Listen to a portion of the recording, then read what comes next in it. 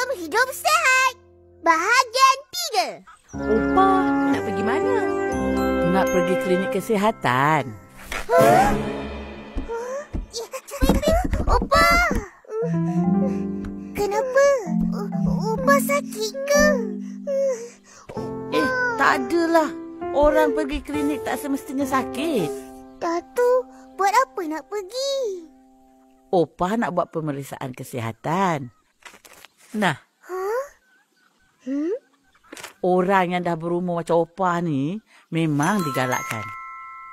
Walaupun tak sakit? Iya, sekurang-kurangnya sekali setahun. Faham? Kau berdua pergi siap. Mari ke Opa. Boleh buat pemeriksaan sekali. Nanti kena cucuk. Lagipun kita orang kan kecil lagi. Kecil? Besar? Tua muda ke? Tetap kena buat pemeriksaan kesihatan. Faham? Lagi satu.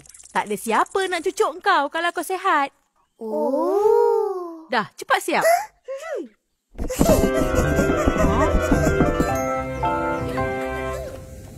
Tunggu ya. Satu, 4, 5. Bilik 1. Agaknya inilah semua yang Opa nak suruh doktor periksa. Agaknya lah. Untuk orang-orang tua. Kita tak payah kot sebab kita kecil lagi. Amalan gaya hidup sihat.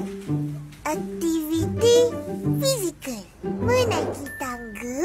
Menyapu. Mengemas rumah. Berkebun. Senam. Berlari. Berbasikal. Ini semua hari-hari kita buat. Jadi, kita dah amalkan gaya hidup sihat lah. Ya. Alang. Atuk pun buat pemeriksaan kesihatan? Macam mana?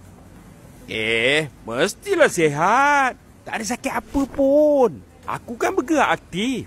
Berkebun, kayuh basikal. Itu kan semua senaman. Senaman tu bagus. Tapi pemakanan pun kena dijaga. Atuk, kandungan gula dalam darah agak tinggi. Alah, tinggi sikit je.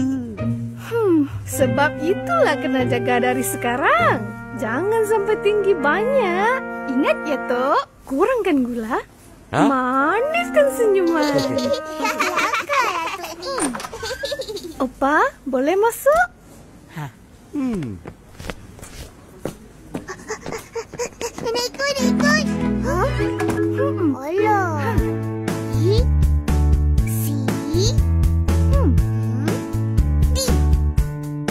Kan betul-betul.